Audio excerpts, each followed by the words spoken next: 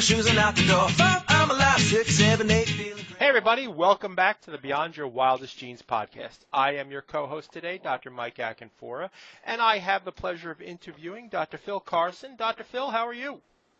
Hey, Dr. Mike, I'm doing great. Thank you so much for having me on your show today. It's an honor to be with you today. Well, thanks so much. I really think our tribe will appreciate the book that you've written, How to Live Your Life Until You Die, The 7 Keys to Living Happy, Healthy, and Whole.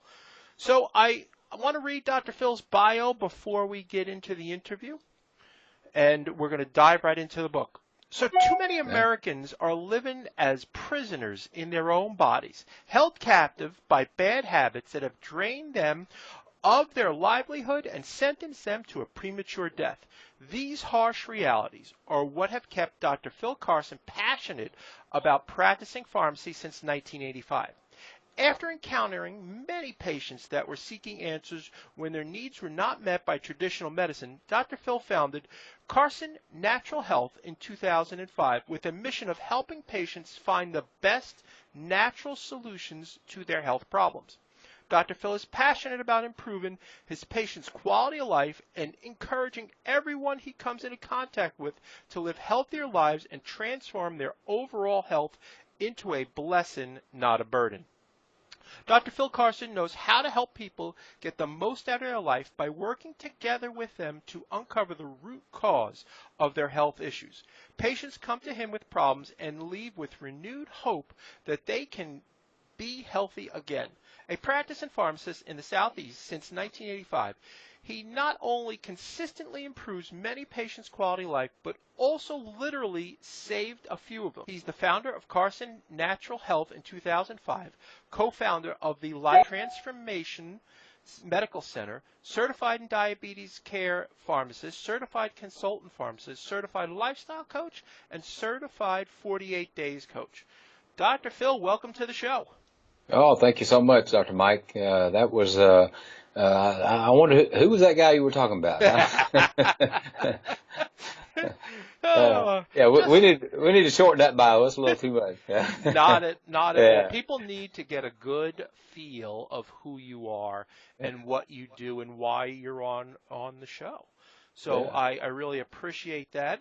Could you give people actually a deeper look into who you are and tell us about your journey? Oh, yeah, absolutely. Well, graduated from pharmacy school way back in 1985 and started out on the route as practicing traditional pharmacy.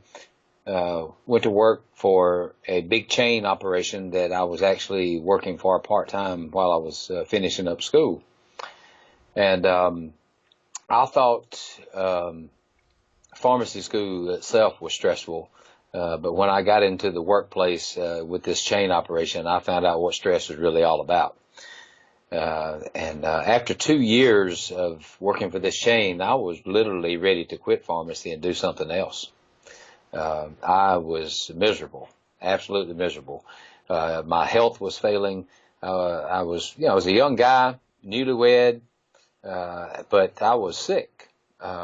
I was having major digestive issues from all the stress.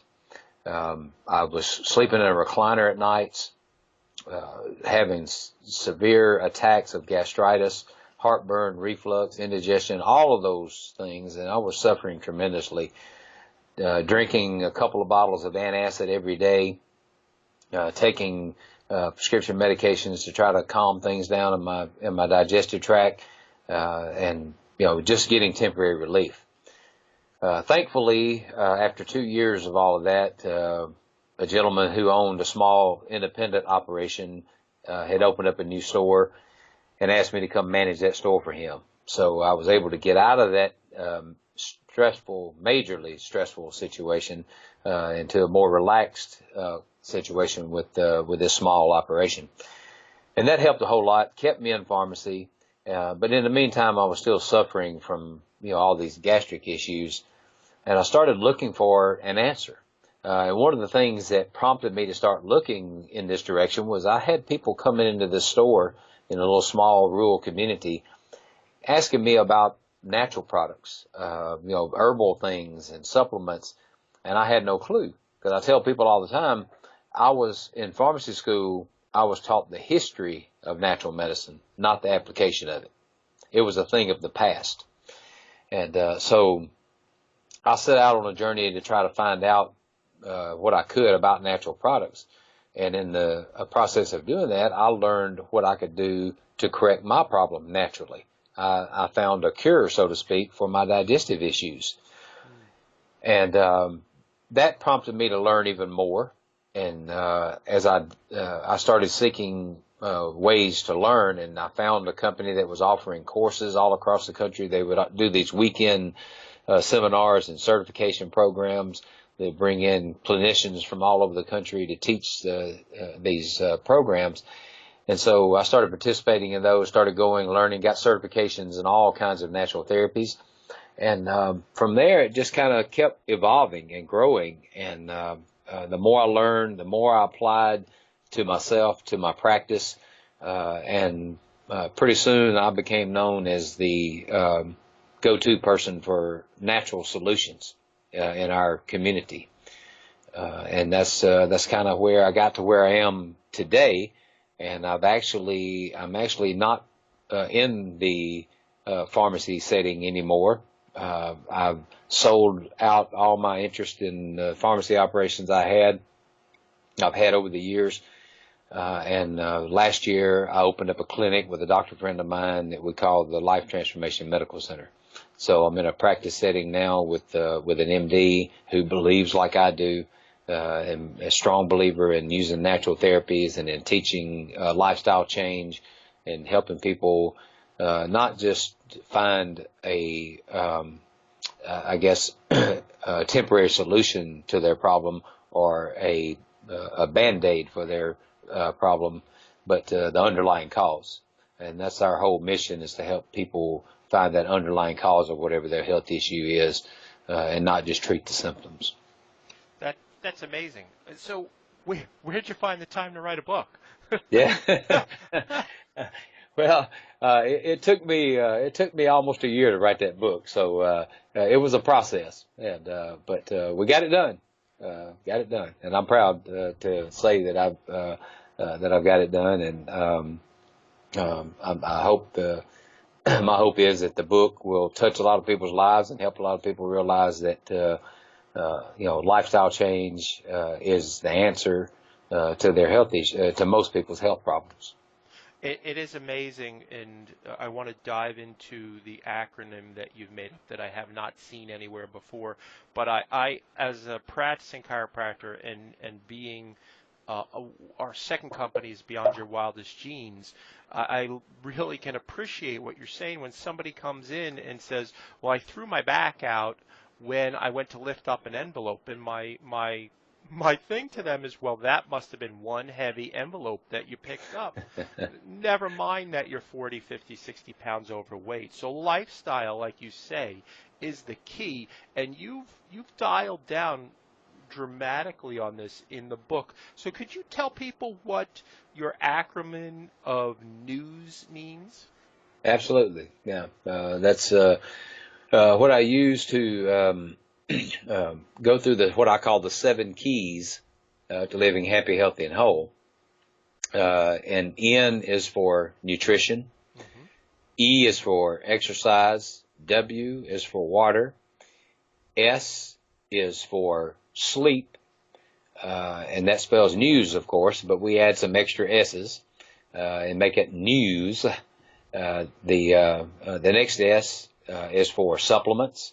The 6th S is for soul, mm-hmm. A healthy soul, and the last one is spirit. We need a healthy spirit as well. So that's it. I really resonate with the four S's, and although nutrition and exercise are super important, and you can't supplement your way out of eating unhealthy. That's right. Supplements are just that. They supplement what we eat and what we don't get. But we cannot go and eat McDonald's every day or really unhealthy fried food and expect that supplements are going to save us. That's right. And I lived that. I was an athlete, and I continued to work out and eat the same way for 20 years. And then I stopped working out but kept eating that way, and my weight went up to 300 pounds. Hmm. And I tried every supplement under the sun, and none of that stuff works unless we're moving, unless we're exercising, and also as we age, eating healthier. Yeah. So Yeah. let's talk a little bit about some of these things that people aren't really talking that much about. Let's talk about sleep. Hmm. Give me your version of what we need to do to be healthier with regards to sleep. Absolutely. Sleep is something, Dr. Mike, that over my life, is something that I had not put a lot of emphasis on. And actually, I used to tell people all the time, I wish we didn't have to sleep. I love doing things. I love being active. I love enjoying life and getting as much as I can out of life. And to me, sleep disrupted that. And so I used to have an aversion to sleep. But over the years, I've learned as I've gotten older that in the research that I've done, I've learned that sleep is extremely important for our health. We have to have sleep. Our bodies need to rest and regenerate so that we can continue to be active for longer periods of time. And lots and lots of study has been done in recent years of the importance of sleep in our health. And so one of the things that I stress to people is that you do need the sleep. You need sufficient amount of sleep. And, 7 to 9 hours, depending on your age, is what most research shows that we need. But the thing that I stress to people a lot too, and I have a lot of patients that come to me with sleep issues, is that they're going to bed, they're in the bed, they may be in the bed for 7 to 9 hours, but they're not sleeping. They're not getting quality sleep. So one of the things that I talk to people about when in regards to sleep is that, hey, you need sufficient sleep, but you also need quality sleep. You need to actually be resting when you're sleeping. Your body needs to be regenerating as you sleep. And when you're waking up several times during the night and often not being able to go right back to sleep, that's not quality sleep. And a lot of people are not getting into that deep REM sleep that they need to get into. And one of the major reasons for that is stress. That's stress in their lives that has disrupted the circadian rhythm. That pattern of cortisol release and other hormone release and melatonin release in our bodies, that rhythm gets thrown out of balance a lot of times by stress. And there's a lot of other factors that come into play as well that disrupt our sleep and disrupt the quality of our sleep. But I would have to say probably one of the number one issues today that is causing detriment to people's quality of sleep is stress. Absolutely. It is our inability to handle this stress that when we do get into bed, and most times it's way too late, and we're rushing when we wake up in the morning, but it is the inability to handle this stress and start like a hamster on the treadmill when we actually put our head on that pillow. That is causing, and the one thing I think you quoted a consumer report was basically half of the United States says that once a week they do not get a good night's sleep. Yeah. Half of the people in the country. That's an amazing number. Amazing number. Talk to me about what people can do, like sleep hygiene. What can they do to get a better night's sleep? Yeah. No, well, the sleep environment is really, really important. Having an environment where you've got a comfortable bed for one thing, having it where the temperature is correct. That's one of the issues that I have. And hey, when you're married, like I am to a cold-natured woman that freezes off all the time, it's hard to get that temperature regulated for you or for me, and so I battle with that, struggle with that because I'm hot and she's cold, and so it's a battle sometimes. But I'm trying to work around that. But having that correct temperature, when the temperature is cooler, we sleep better. Because a lot of times, one of the things that wakes me up during the night, and I know a lot of other people as well, is your body gets too hot when you don't have a cool room you're sleeping in. You can get hot and start sweating during the night, and then you wake up and you have to throw the covers off, and it just disrupts the sleep pattern. So that's extremely important to have that temperature regulated properly so you can stay asleep. One of the other things too is sound. Some people require different things when it comes to the sound in the room, and some people like that white noise. Some people like no noise, it's totally silent, and you just have to work around it, get it for what fits you and fits your life and your body and how things work best for you.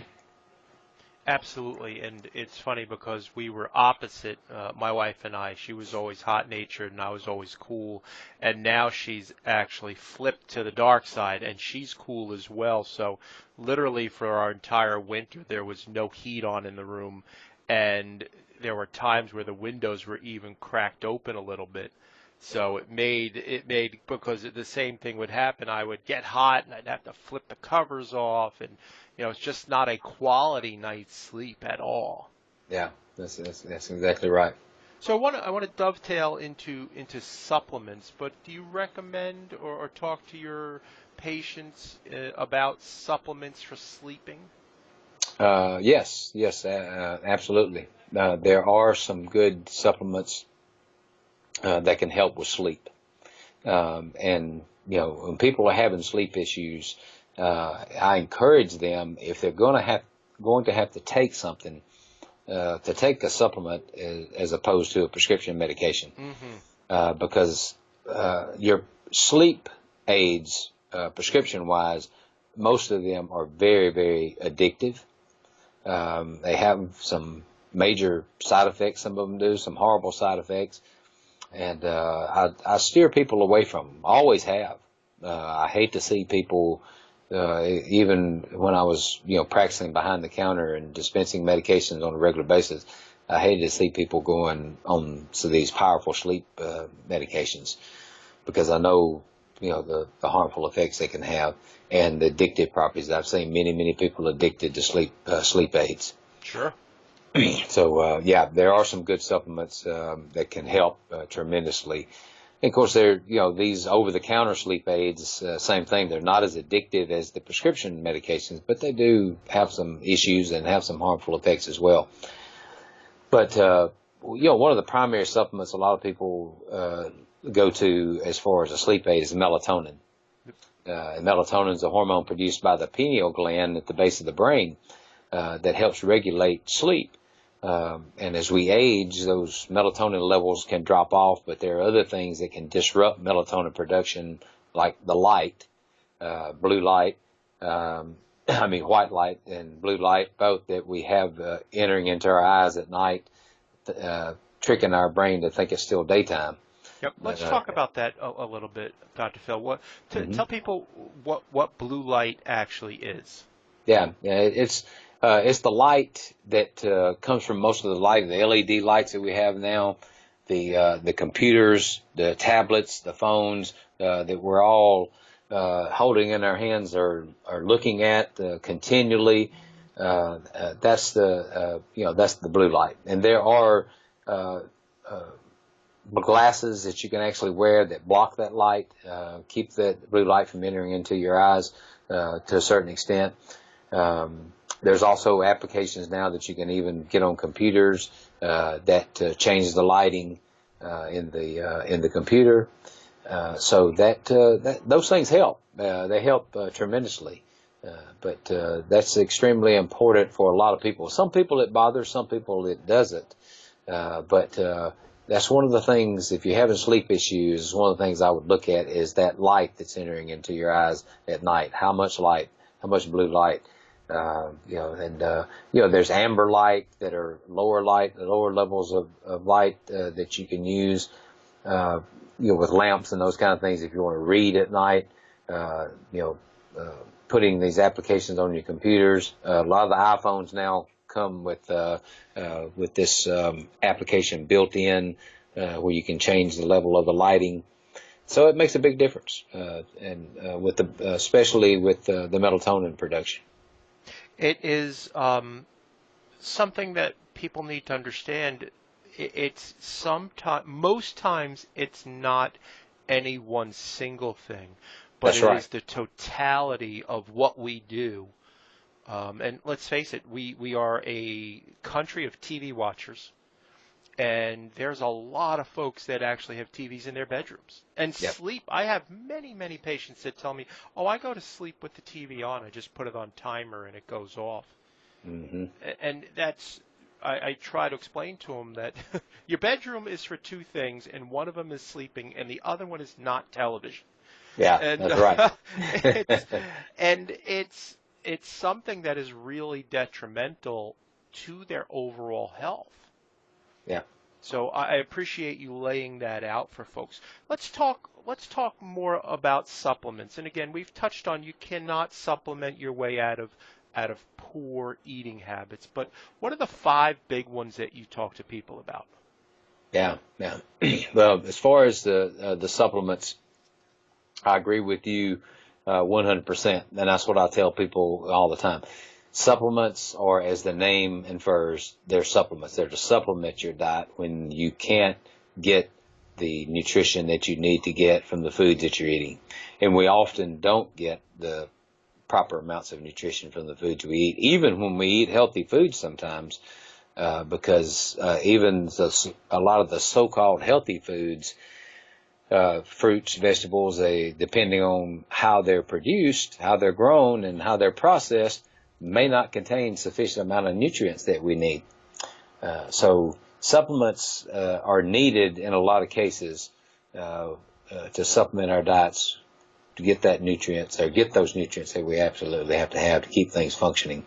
and that's what I tell people. But there are some key supplements that I do recommend to people. And one of the things I stress to people too when it comes to a multivitamin is that try to find one that's food source. Mm-hmm. Our bodies are designed to get our nutrients from food, so it makes sense if you're going to take a supplement, take one that's primarily food source and not one that's made from chemicals and nutrients that are really they're fake nutrients that are chemically sensitized in a lab to be like vitamin B or to be like vitamin A or whatever, but it's not the real nutrients that is found in food. For optimum nutrition, you want to get it from the food, but if you can't get it from the food, a food source multivitamin. And they're harder to find. They cost a little more money, but they're worth it. I tell people that buy these synthetic supplements, all of these, one-a-days and those kind of things, they're just throwing their money away because those nutrients, or most of them are so-called nutrients, are just passing right through the body, and they actually can, cause more harm than good in a lot of cases. But that's one of the key things that I tell people about supplements, especially multivitamin. I'm a big proponent of using probiotics as well. Mm-hmm. I think we need the good bacteria. Our bodies are often deficient in the good bacteria, or what we call normal flora, primarily found in the gut, because of the processed foods that we eat that destroy our good bacteria. Medications, certain medications, whether they be prescription or over-the-counter, there are multiple medications like anti-inflammatories, antacids, these anti-ulcer medications. All of them destroy the good bacteria in our system, and it needs to be replaced. We should eat more fermented foods. Mm-hmm. People don't eat enough fermented foods, and that's a great source, natural food source for these probiotics, these good bacteria that we're talking about here. I'm a big fan of kombucha tea. Encourage people to drink the tea and eat other lots of the variety of fermented foods out there that a lot of people are not even aware of. And so probiotics are extremely important. Absolutely. And those are two major things that I stress. Another is a fish oil supplement, unless you're a regular fish eater. If you're in a place where you can get good ocean fish on a regular basis and eat it several times a week, then you probably don't need a fish oil supplement. But most people don't eat enough or get enough of the what we call essential fats that are found in fish. There are also some good plant sources of essential fats. Chia seed is one of them that I really like. But those essential fats are really important, whether we get them from fish or from plants. We need them in our diets on a regular basis, primarily for nervous system function and for brain health. So I'm a big believer in those essential fats also. Very important. Absolutely. And again, I try personally to eat fish at least twice a week and really try to source that fish. And by sourcing, I mean find out, is it wild caught or is it farm raised? And absolutely, this is something that is becoming an issue where we're getting less and less wild caught fish, and the treatment of farm raised fish. I know people are like, well, how do you farm raise fish? All I can tell you is just think of a giant holding pen in the ocean that they keep these fish in, and that's some of how they do this farm raising, which is really unhealthy for us being downstream of that, no pun intended, and you're not getting the quality of it. Yeah, exactly right. And I stress that to people all the time when I tell people to eat more fish. I say, you need to read the labels. You need to look, make sure it's farm raised. And I'll tell you something shocking to me, Dr. Mike, is that even the wild caught, I tell people too, you have to watch for the sources of the origin, rather, country of origin of that wild caught. Matter of fact, I've been looking for flounder. I like flounder. My daughter, one of my daughters loves flounder. And so usually have a place where I can get it and get good wild caught, flounder. So I was in Sam's Club last night, actually, looking for some flounder. I found it, Alaskan flounder. So I'll flip over the bag and I'll look to see what the origin is. Well, it says that it was wild caught off the coast of Alaska, but it had been shipped to China and processed in China and was actually, it was labeled as a product of China. Wow. And so wow. doesn't make sense to me why they would take good fish and send it to China for processing. But anyway, it happens. So I actually tell people, look for that country of origin on your fish and make sure that it's not something that is coming from a country where they don't have the regulations and quality controls that we have here. Absolutely amazing. That boggles my mind. Yeah. It's not fathomable to me. It doesn't make sense logically. No. It does not follow, Occam's razor. It is not the easiest solution. That's amazing. Yeah. The last two things I want to talk about are near and dear to my heart, because we could dial in on nutrition, we could be exercising, we drink an adequate amount of healthy water, we sleep, we're supplementing, but if we don't have the last two S's right, it all goes out the window. So talk to me about soul and spirit, please. Absolutely. Yes. Well, they're very near and dear to me as well. And, it's my belief that we are three-part beings. We have a body, we have a soul, we have a spirit. And that it's important that we take care of all three, because all three work together to provide us with total health and optimal health. And what I find quite often, Dr. Mike, is a lot of people that come to see me, they are suffering physically because their soul's sick. They have some emotional issues going on. Our soul is made up of our mind, our will, and our emotions. And a lot of people have been wounded, emotionally wounded, and because of that, they are physically sick. And one of the primary reasons why I believe that that's happening is because they are not dealing with these emotional wounds properly, or they are harboring unforgiveness in their heart towards somebody who has wounded them. Yep. And they won't let go of it. And it actually is making them physically sick. I can't remember who the doctor was. I remember seeing this several years ago, or I remember reading something about it, hearing on a talk show or something, a doctor who had written a book pertaining to what I'm talking about here, was specifically with that unforgiveness. Is that he had done some research and studies, had written a book about this, showing that there is a direct link between cancer rates and unforgiveness. A person that harbors that unforgiveness, according to his research and his studies, show more likely to develop cancer somewhere in their life because of that emotional pain, that unforgiveness they were holding in.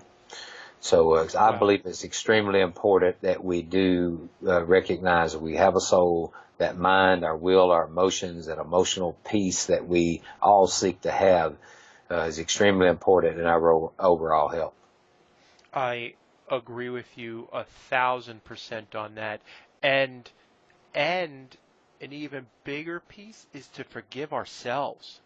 Absolutely. We are so, as hard as we are on other people that are around us, we're even harder on ourselves. Yeah. That's something that I've dealt with in my own life, and something that I had to recognize that I needed to do, because I used to beat myself up a lot, so to speak, because of mistakes that I may have that I've made. Several years ago, I made a lot of mistakes in business. Had a pharmacy operation and ended up losing it all when the economy went south back in 2008, 2009. And I beat myself up for a long time over that, because I never thought anything like that would happen to me. And I had to come to the realization one evening as I was, meditating, praying about these things, that I needed to forgive myself. I need to let go of it.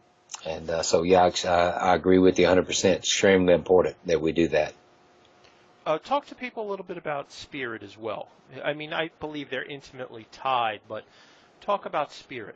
Yeah, I agree. They are tied. As I said, with three-part beings, body, soul, and spirit, we have that spirit man that is extremely important as well. And there have been, and I talk about this in my book, there have been a lot of studies, a lot of research showing the importance of a healthy spirit. One of the ways that we can, feed our spirit, so to speak, is through prayer and through meditation. Mm-hmm. And there are studies that show that the importance of prayer and meditation in our health, and not just in our day-to-day health, but also in recovery. Yep. When we're sick. Some of these studies show that people who are praying, or people who are being prayed for, actually recover faster. And then there's the studies that show, brain function. What happens to the brain function when we're praying, when we're meditating? So I think it's extremely important that we keep that spiritual connection, and we nurture that spiritual connection. I'm a believer in God, and I believe that my prayer life is important, and my meditation is important in helping me to thrive and do the things that I need to do and have a more enjoyable life. So I put a lot of emphasis and a lot of importance on it, and I tell people all the time, one of the things that has helped me tremendously with stress in my life is having that spiritual life and having that time of prayer and meditation. I used to get up early in the morning, or rather get up late in the morning, just in time to get ready, get to work, fly out the door with a protein bar or something in my hand, eat it on the way to work. And I was already stressed by the time I walked in the door at the pharmacy. And that just got more stressful as the day went on, of course.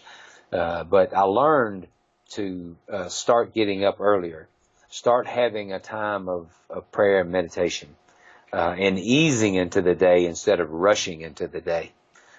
So that's a practice that I've tried to put in my life over the past several years, and it's made a tremendous difference in my health and tremendous difference in managing that stress in my life.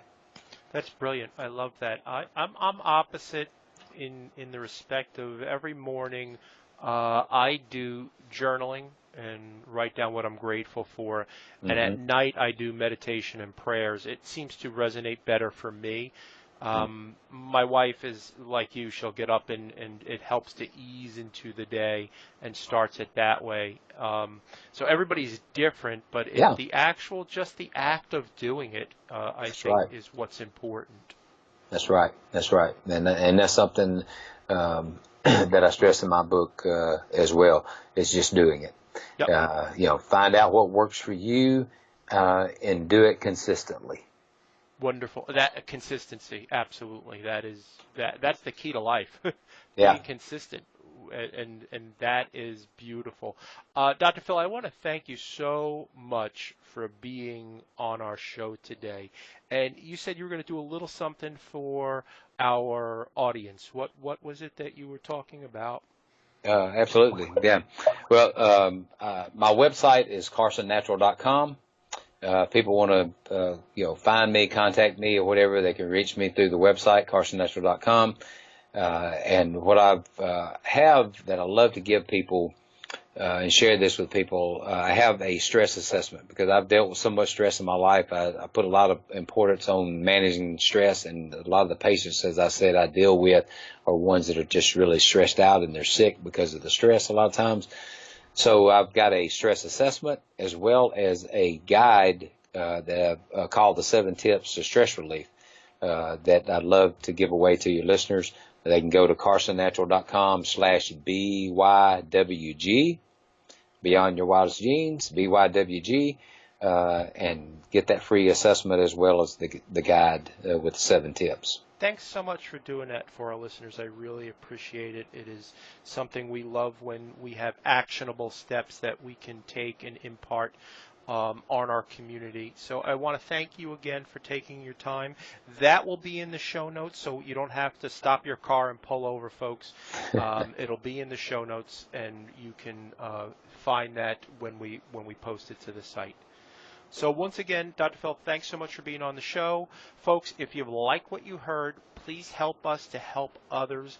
Rate it on iTunes. The more ratings we get, the better able we are to get more information out to you. So I want to thank you all for listening, and we'll see you next time. Ciao.